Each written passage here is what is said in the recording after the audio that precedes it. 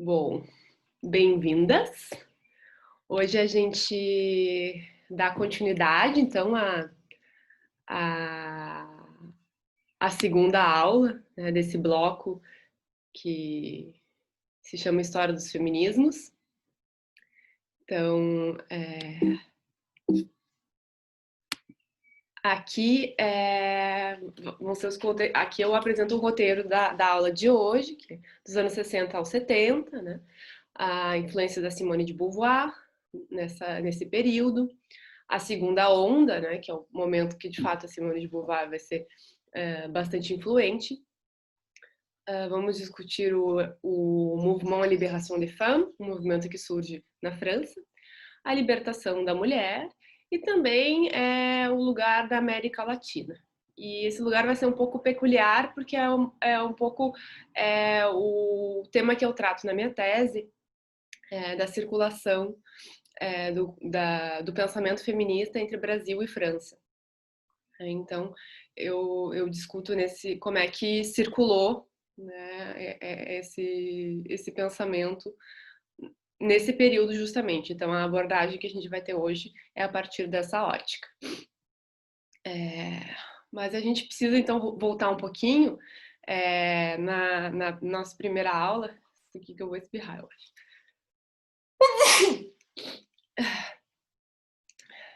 Acho que é uma alergia, tá? Porque tem muito pólen no ar. Não estou convidada.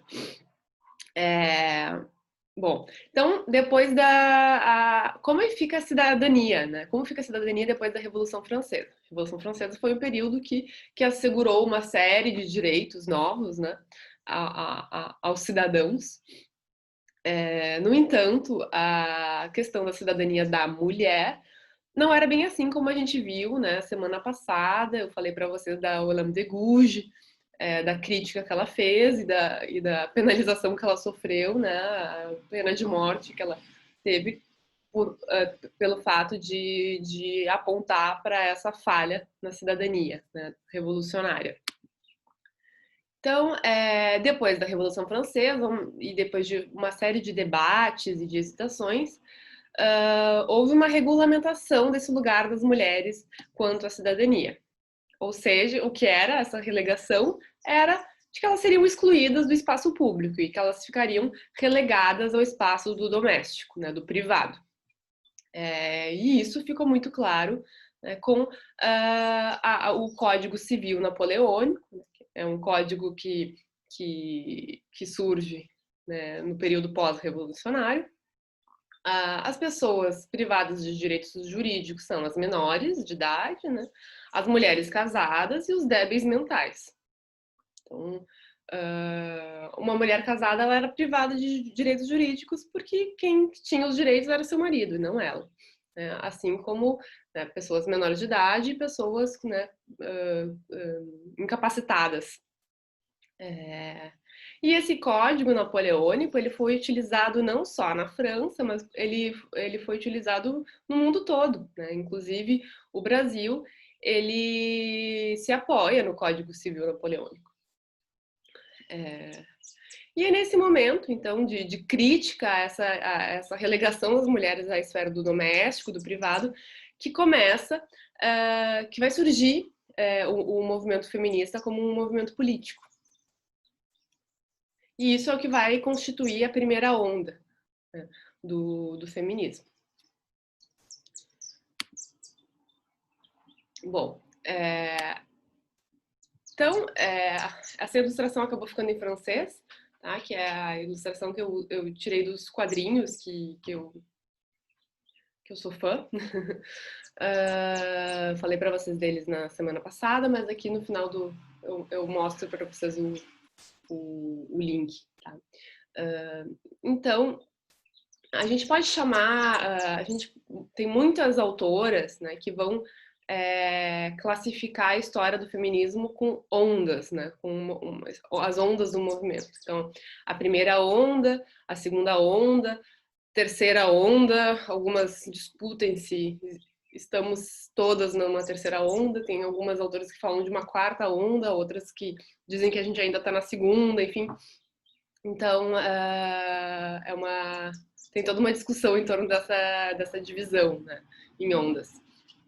Bom, mas o fato é que a primeira onda, né, que começou no século XIX, com essa contestação, né, da exclusão da mulher à esfera do doméstico, ela foi a mais longa. Né? Ela durou do século XIX até meados do século XX.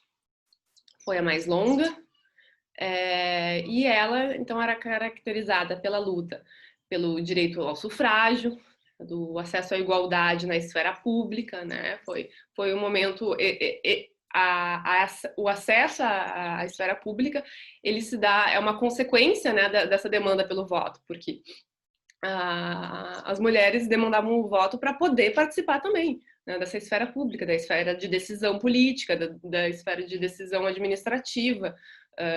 Essa era a demanda, né, de poder sair do espaço do privado, porque ali era onde elas não tinham a sua cidadania garantida. E é também nessa primeira onda que uma série de reivindicações trabalhistas, né, também vão surgir. Bom, durante a segunda onda, tem uma virada maior, né, que vai se discutir, então, a emancipação das mulheres, né, e com isso a libertação das mesmas. E daí a questão é que o feminismo não deve se ocupar apenas da esfera pública, né, que é, sim, uma luta importante, mas também tem que se ocupar dos aspectos do privado, porque tem muitas violências que continuam na esfera do privado e que não vão ser passadas para a esfera pública, né? Não vão ser discutidas, como as violências conjugais, ou mesmo questões assim da imagem corporal, por exemplo, né? Que não chega a ser uma discussão que vai ser levado à discussão pública numa assembleia legislativa. Né? Isso eram questões que ficavam relegadas à esfera do privado, mas que se percebiam que eram questões comuns. E a partir disso se busca levar o feminismo para pensar essas questões que também são de opressão, né? E que não estão necessariamente não são um reflexo de uma exclusão da esfera pública, né? Mas são exclusões que operam fora dessa esfera pública. Bom, mas então, na aula passada não tive tempo de falar sobre o sufrágio feminino no Brasil, que é então, né, um movimento de primeira onda ainda, um aspecto da primeira onda. Essa cidadã brasileira, Berta Lutz, teve um papel muito importante. A Berta Lutz, ela foi estudar na Europa, foi estudar em Paris, e no início do século XX, quando ela foi, depois de ter feito seus estudos em Paris, voltou para o Brasil e sentia que tinha que fazer algo, né, para o progresso das mulheres. E assim ela criou uma fundação para o Progresso Feminino. Uma fundação que tinha por objetivo, então, promover, né, a igualdade entre os sexos. Isso ainda nos anos 10 para 20. Ela foi uma mulher que atuou muito politicamente, e em 1932, depois da Revolução de 30, com Getúlio Vargas no poder, ela conseguiu, né, articular com ele uma negociação, e em 1934 a nova Constituição brasileira autorizava, garantia o direito ao sufrágio feminino no Brasil. Porém, a gente tem que lembrar, né, que foi só em 1988 que o sufrágio se tornou universal. Ou seja, antes de 1988, pessoas analfabetas não podiam votar. Então, se a gente for pensar historicamente, quem eram os analfabetos e analfabetas do Brasil? Né? Uma grande maioria de pessoas negras, né, que sofreram as marcas do regime escravocrata do Brasil, e também uma série de mulheres que a elas eram privadas do direito de se alfabetizar. Isso não, claro que não toda a população, mas a gente tem que considerar que uma grande parte da população, então, antes do final dos anos 80, não tinha direito ao voto no Brasil. Então, uma situação peculiar aqui. Bom, em 1936, ela ficou de suplente numa vaga de deputada federal e conseguiu, né, a vaga vagou e ela assumiu então como deputada federal.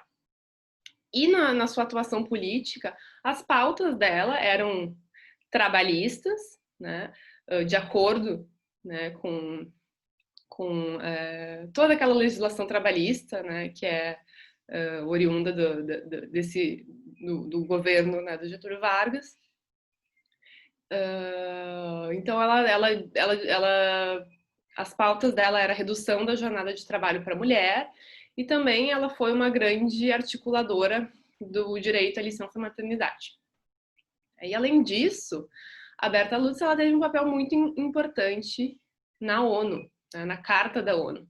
Então, na Conferência de São Francisco, ela foi junto com a delegação brasileira, né, e ela, junto com outras duas latino-americanas, foi responsável por inserir na primeira cláusula da Carta da ONU a igualdade dos sexos. Né? E isso é uma pesquisa, é uma descoberta muito recente, né, na história, né, da ONU, porque até então se acreditavam que eram diplomatas, né, ingleses e americanos que tinham mencionado essa equidade entre os sexos na Carta da ONU. Mas depois de uma pesquisa que foi feita em 2016, se descobriu que foi a Berta Lutz, né, junto com outras duas diplomatas latino-americanas que negociaram para que isso estivesse presente na cláusula da ONU. Bom, então agora a gente entra no conteúdo mesmo, que são os anos 60, né, que marcam a segunda onda do feminismo.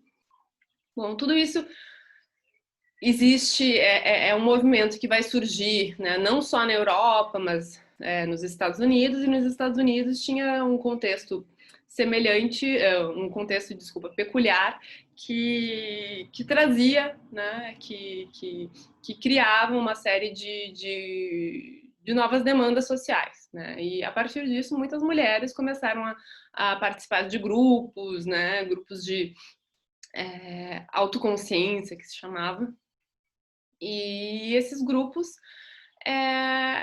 não só nos Estados Unidos, né, mas nos Estados Unidos, nos anos 60, tinha todo o movimento, né, pelos direitos civis, também um movimento muito forte contra a guerra no Vietnã, então era um momento assim de ascensão, né, dessas contestações ao modo como muitas decisões políticas eram feitas, né, então ele marca esse momento. E aqui a gente vê na ilustração, né, nesses grupos de autoconsciência, ali uma mulher se pesando na balança, né, o segundo quadrinho da esquerda para a direita é alguém levando um soco, a gravidez, né, eu acho que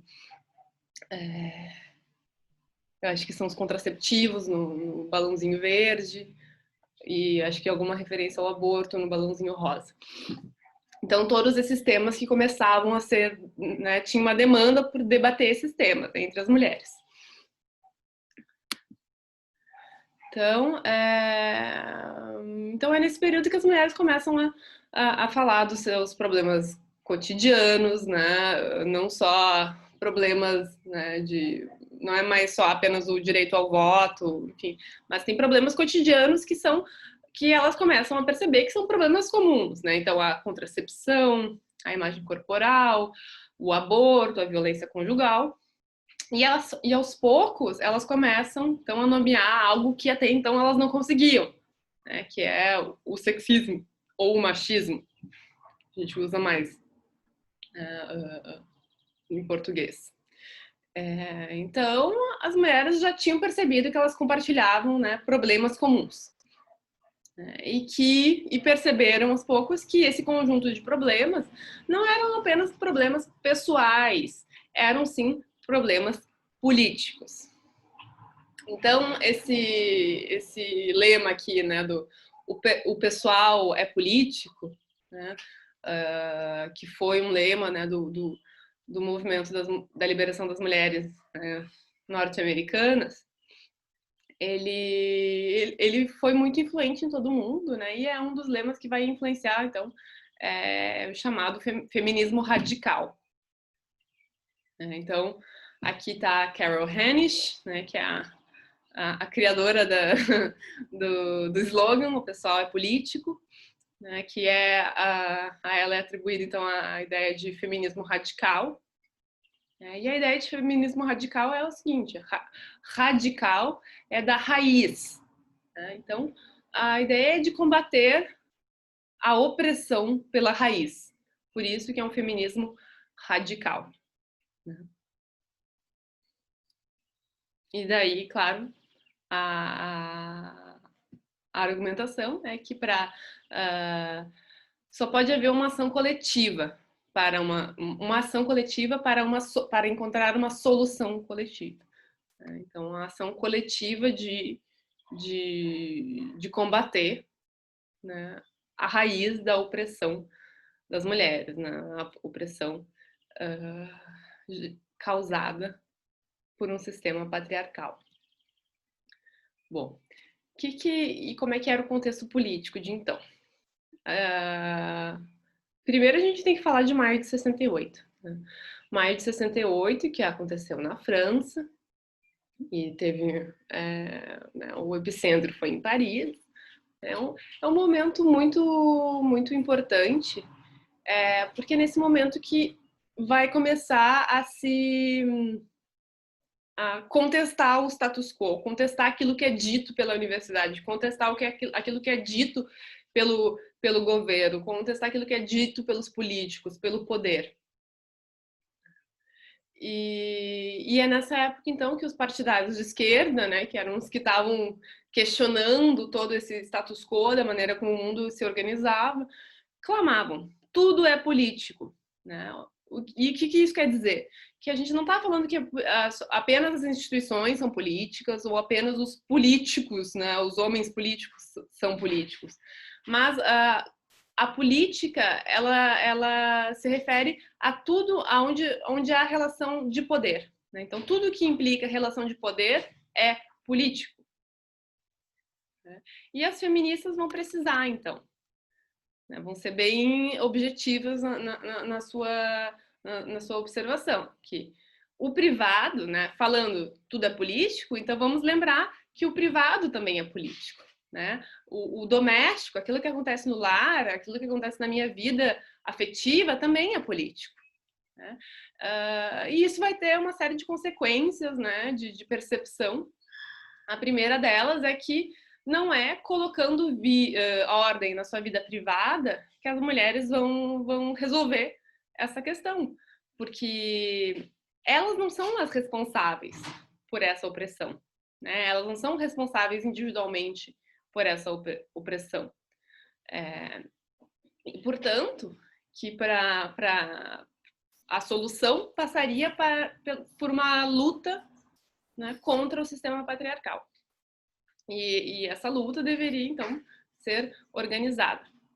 E por fim, a terceira consequência é de que precisaria mudar a concepção do que é político, né, para combater essas violências contra a mulher. Né, porque isso era uma das grandes preocupações no momento, de como combater a violência contra a mulher, se isso não é considerado político. Bom, então, isso foi uma reviravolta maior, de que era necessário rever o conceito do político, né? O que é político. E isso incluía, portanto, cessar de excluir o que constituiria uma violência conjugal. Né? a violência conjugal deveria ser inserida dentro do que se considera político, né? Mas o problema é que, até então, as violências conjugais se diziam tratar exclusivamente da relação entre homem e mulher, e que o marido, né, teria o direito de corrigir a sua mulher caso ela estivesse agindo, né, de uma maneira inadequada, imprópria, enfim, né, o que ele julgasse que não era correto.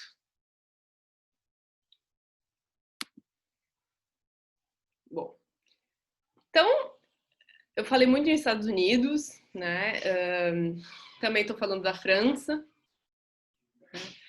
E vamos ver um pouco, então, o que aconteceu nesse período. Então, o fato é que em 26 de agosto de 1970, era um dia simbólico nos Estados Unidos, porque era o dia, né, era o aniversário de 50 anos do sufrágio feminino lá, né, nos Estados Unidos. Então, nesse dia, uma série de nova-iorquinas decidiram ir às ruas, né, para reivindicar a igualdade entre homens e mulheres, né, apontando que não bastava o sufrágio feminino. Né, tinha uma série de outras desigualdades que persistiam apesar do direito ao voto. Então, aquilo ali não estava bastando. Né? Então, e elas decidiram se manifestar contra a ideia de dever conjugal. E naquele momento, pelas ondas radiofônicas, né? Porque não tinha internet, não tinha Instagram, não tinha Twitter. Pelas ondas radiofônicas, as francesas começaram a receber aquelas informações, né? Começaram a achar interessante tudo aquilo. E conseguiram, então, se articular. Né? 9 militantes feministas se articularam, dentre elas a Monique Wittig, a Christine Delphi, né, que são feministas bem importantes, né, são pensadoras muito importantes até hoje para o feminismo. Elas vão lá e depositam uma coroa de flores no Arco do Triunfo, a mulher do soldado desconhecido. Né?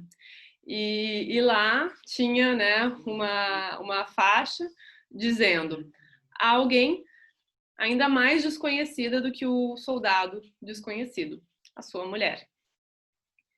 E a partir dessa ação na França, no dia seguinte, os jornais já anunciavam o nascimento de um movimento feminista, né, do movimento da libertação das mulheres na França, do MLF, Mouvement de Libération des Femmes.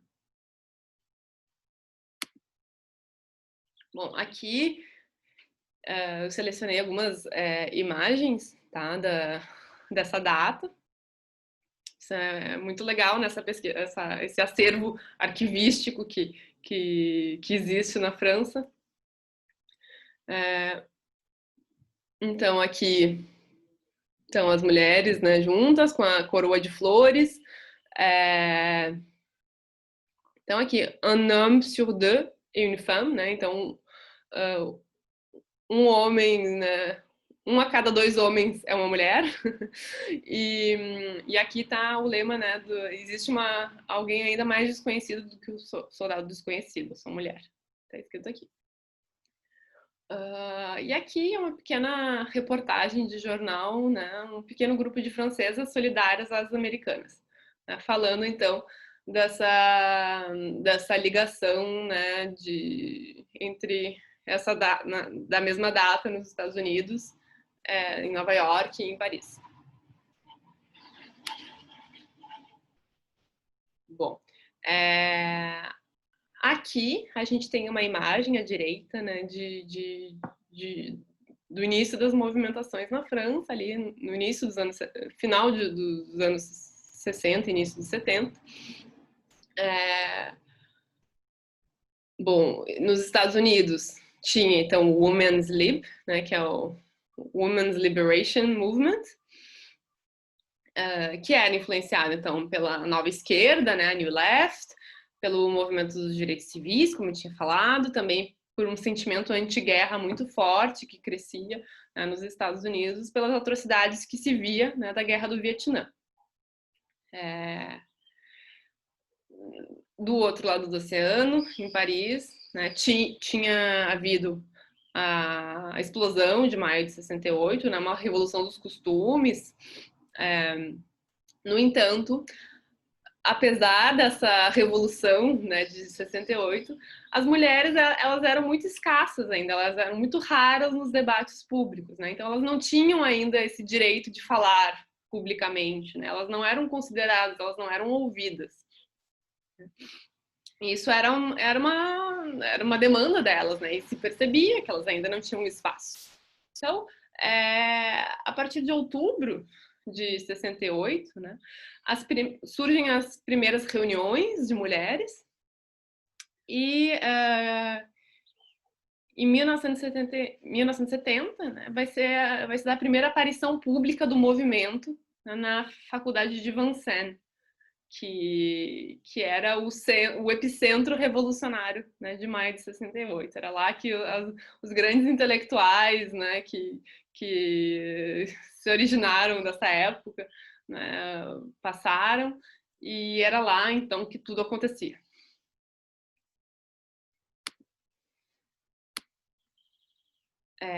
Aqui nós temos algumas das revistas que as mulheres, né, do MLF produziram. Então, temos a revista Partisan, né, Libération des Femmes, Année Zéro, né, ano zero, que foi justamente em 1970, essa primeira edição.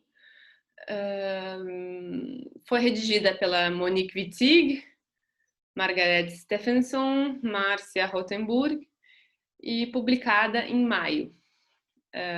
Que foi, então, quando os grupos, de fato, começaram a se reunir para formar, né, um movimento mais consolidado. E depois temos aqui Le Torchon Brûle, né, a tocha queima, né,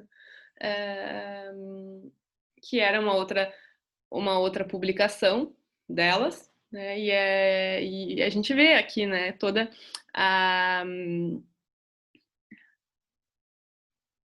uma série de referências na feminista. Então, a periodicidade da revista estava menstruelle, né? Fazendo referência ao menstrual, né? Em vez de mensal, menstrual. Então tinha já tinha toda essa problematização de trazer mais os termos, né, que se referem à experiência do corpo feminino, né, para discussão pública. E essas duas revistas, né, elas tinham, então, a intenção de trazer, aproximar, né, as militantes de diversos grupos, né. Era uma maneira também de expandir a comunicação, né, do movimento, de atingir mais pessoas, mas tinha uma ideia de regrupar, né, de reunir, né, pessoas, né, grupos e militantes que se formavam às vezes à margem do MLF ou no centro do MLF, mas era um movimento muito diverso, né? Então o objetivo era de congregar, né, as diferentes militantes a partir dessas publicações. Então, o MLF ele vai ficar muito dividido, assim, porque na França, a partir dele surgiram correntes muito distintas de pensamento. Então, tinha as psicanalistas e tinham as marxistas. Aqui à direita eu coloquei algumas imagens, né? Embaixo a Monique Wittig, que ela é autora ela que vai falar sobre ser uma mulher lésbica é um ato político, né? De se afirmar enquanto lésbica é, sim, um ato político. Ela vai estar ligada ao movimento, né, da psicanálise. À direita, a Antoinette Fouque, que foi uma grande incentivadora também da ligação entre o feminismo e a psicanálise, e à esquerda, a Christine Delphi, que tem uma formação, né, bastante marxista e vai refutar muitos dos argumentos psicanalíticos. Bom, então, a psicanálise, ela acabou, as psicanalistas feministas criaram, né, o movimento Psicanálise e Ação. Mas esse período ele era marcado assim, por uma nebulosa de grupos, né? Uma nuvem enorme de grupos, e que não havia de fato assim, uma plataforma comum, né? Eram muitas causas. A única coisa que se percebe que podia, né, uni-las era a ideia de não mixité, ou seja, de não haver mistura, né, de homens com mulheres. Aqueles espaços que elas estavam criando eram exclusivos para mulheres. Talvez o outro ponto o ponto comum dos movimentos todos era a questão, né, da descriminalização do aborto. Bateu a porta. Bom, em outubro de 68, a Antoinette Fouque, que está na imagem, e a Monique Wittig também, vão criar a ideia, a prática Psychanalyse et Politique, né, que existe uma sigla que é PsychEpo. E, por outro lado, de um outro lado do movimento, a Christine Delphi, que vai, né, cunhar o termo feminismo materialista, que vai se basear bastante na ideia do marxismo, né? E ela vai estar discutindo questões como o trabalho doméstico, a valorização do trabalho doméstico, a divisão de tarefas, né? Porque o marxismo ele vai estar preocupado com essas questões trabalhistas, né? Da força de trabalho, da jornada de trabalho. Então, esse feminismo materialista, ele leva a gente a pensar, né, no por que a mulher tem que ter uma dupla jornada, por que ela, né, além de ter que cuidar exclusivamente, né, das questões do lar, também tem que trabalhar, então, dupla ou tripla jornada. Então, a diferença vai se dar, né, no olhar que a gente que pode ter sobre as distintas opressões. Bom, e aí, como não poderia faltar, a gente tem que falar da influência da Simone de Beauvoir.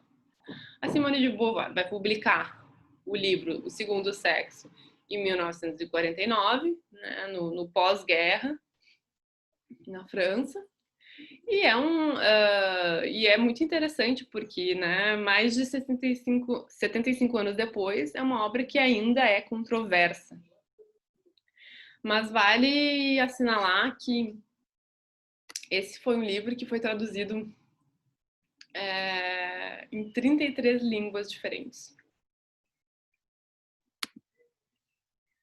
Então, a Simone de Beauvoir, ela foi, então, uma das primeiras a questionar o condicionamento dos papéis sociais de cada sexo, né? Então, ela foi uma das primeiras a propor a ideia, na época, de questionar esses papéis sociais, de que o papel não estaria necessariamente atrelado ao seu sexo biológico, né, que isso era uma construção social. E isso foi uma pequena revolução, né, para a época, e como as ideias inovadoras, elas podem ser muito mal compreendidas e não aceitas, né? Tanto é que ela ficou na lista, né, do Vaticano de obras proibidas, né, o índice, né, do Vaticano. Então, junto com o Baudelaire, né, o Beccario, Jeremy Bentham, ela também foi, né, o trabalho dela também ficou interditado.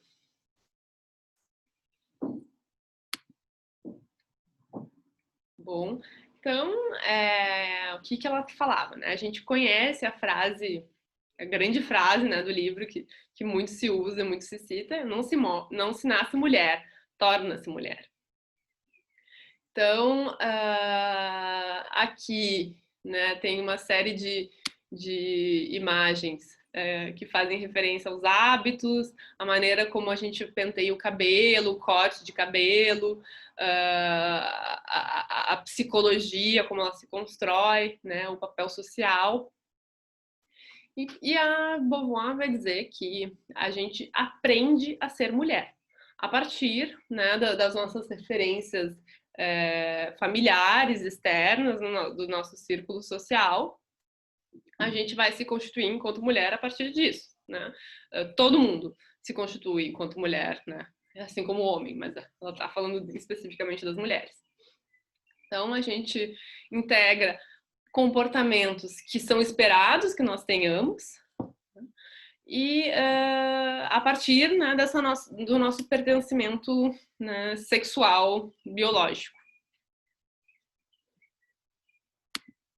Então, só voltar aqui, a Beauvoir ela foi muito importante porque é ela que vai dar essa primeira guinada de falar do papel social, né? Ela não falava em gênero, mas ela foi muito importante para construir esse conceito de gênero, né? Porque o gênero, então, entendendo ele como uma construção social, né? Papel de gênero, que depois vai ser, né, a Joan Scott vai publicar o livro, né, o texto, Gênero, uma categoria de análise para uma categoria de análise para a história. Agora me esqueci o título completo.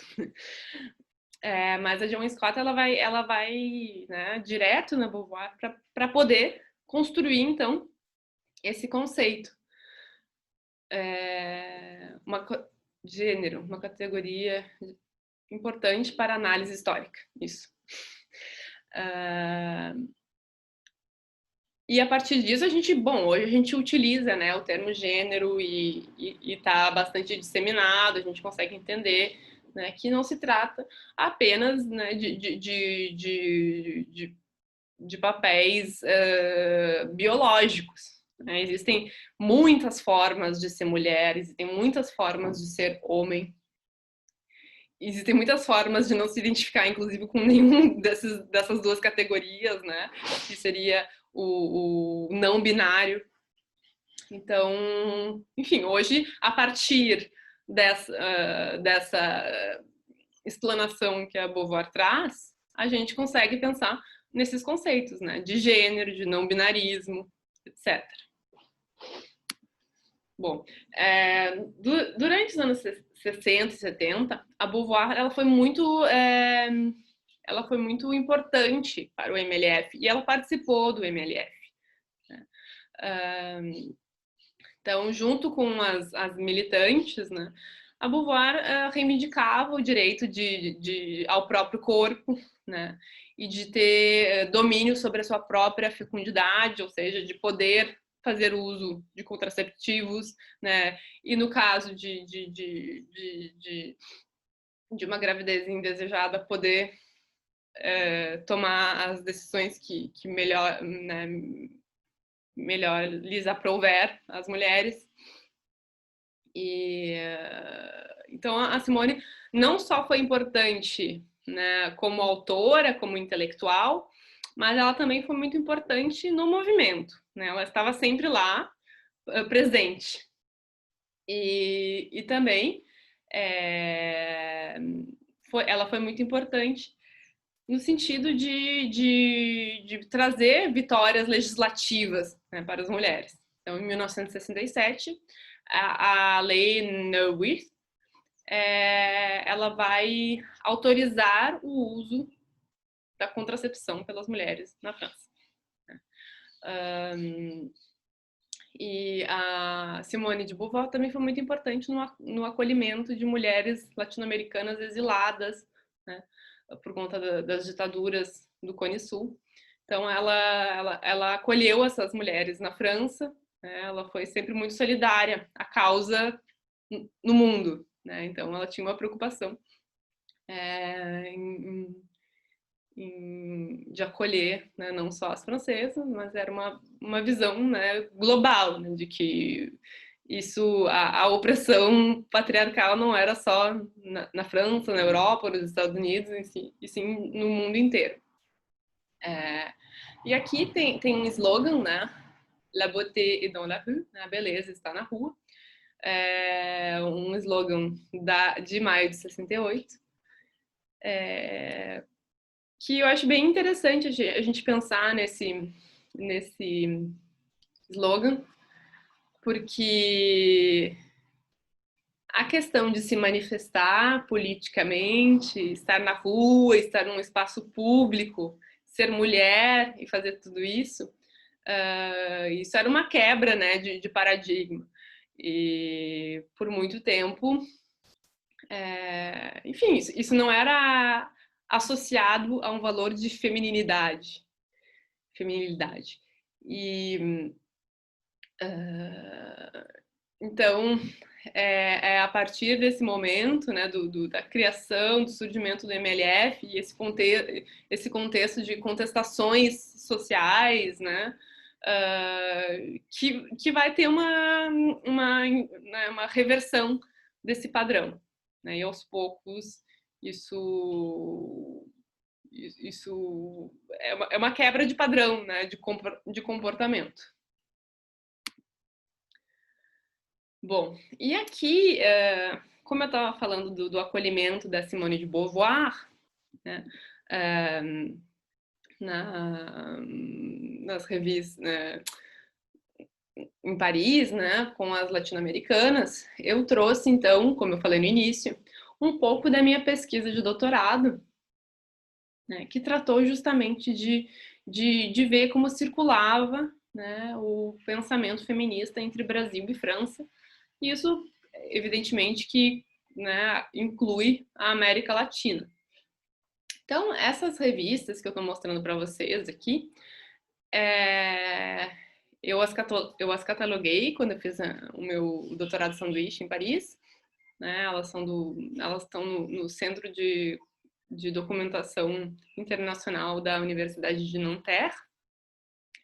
E são revistas que foram publicadas, né, pelo Grupo Latino-Americano de Mulheres, em Paris. É um grupo que surgiu em meados dos anos 70. E eles essas mulheres passaram a publicar revistas, né, que tratavam da temática feminista, de direito ao corpo, de violências conjugais, de questões de justiça, né,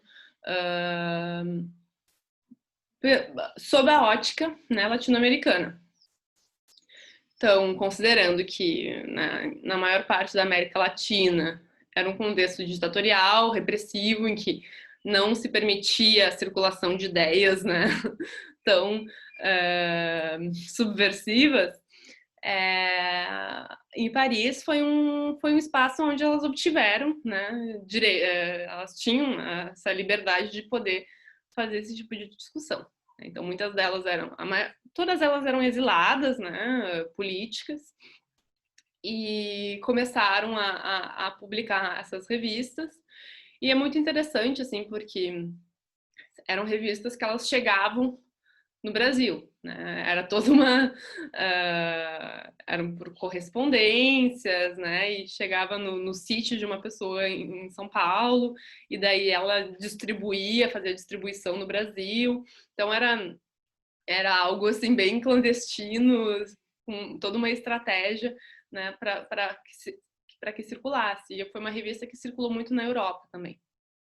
E é muito legal, assim, porque tem todo um setor de correspondência. Então, elas escreviam cartas e colocavam, né, suas opiniões, é super interessante. Bom, mas esse período do Grupo Latino-Americano de Mulheres, ele não durou muito, né? Foi no contexto, assim, de criação de muitos grupos, né? As exiladas começavam a participar também desses grupos de autoconsciência, de discussão do papel da mulher, né, grupos de mulheres, e perceberam que elas poderiam criar grupos mais específicos para a realidade latino-americana.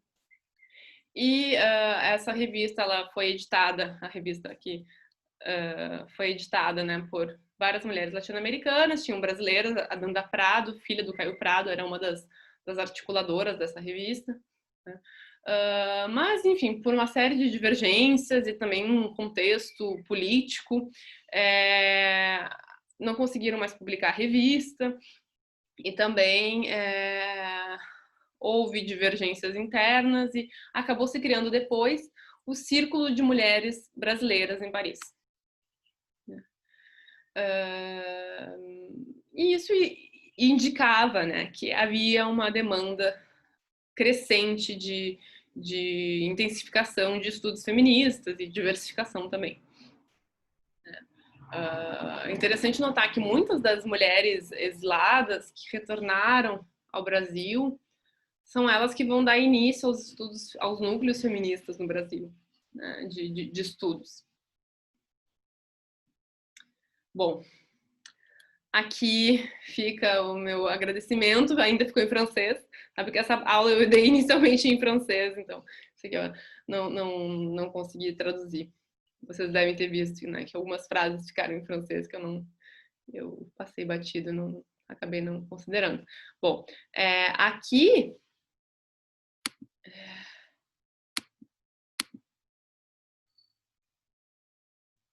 achou chique, obrigada. Bom, aqui tem as fontes que eu utilizei. Aqui tem o link para os quadrinhos, que eu usei algumas imagens, né, e alguns outros sites que podem ser interessantes para vocês. Hoje, quando eu enviar o link né, com o vídeo, eu também posso mandar esse PowerPoint.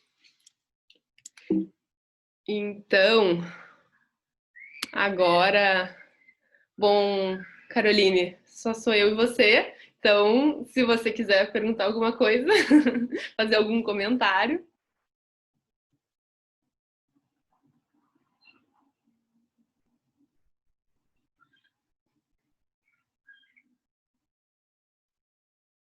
A gente comenta. Eu te aguardo.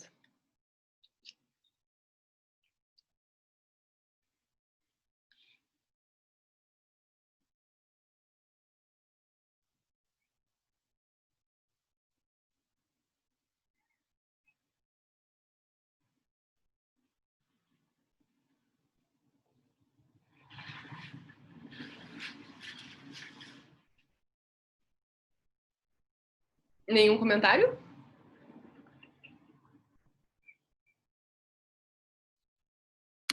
Bom, Caroline, mas então eu acho que é isso, né? Se tiver alguma questão, a gente pode trocar por e-mail, assim, e a gente segue em contato. Quando eu tiver novos cursos para oferecer para vocês, eu aviso, eu mando e-mail avisando. E a gente fica por aqui, então. Um beijo para vocês, bom domingo, bom feriado. Até mais.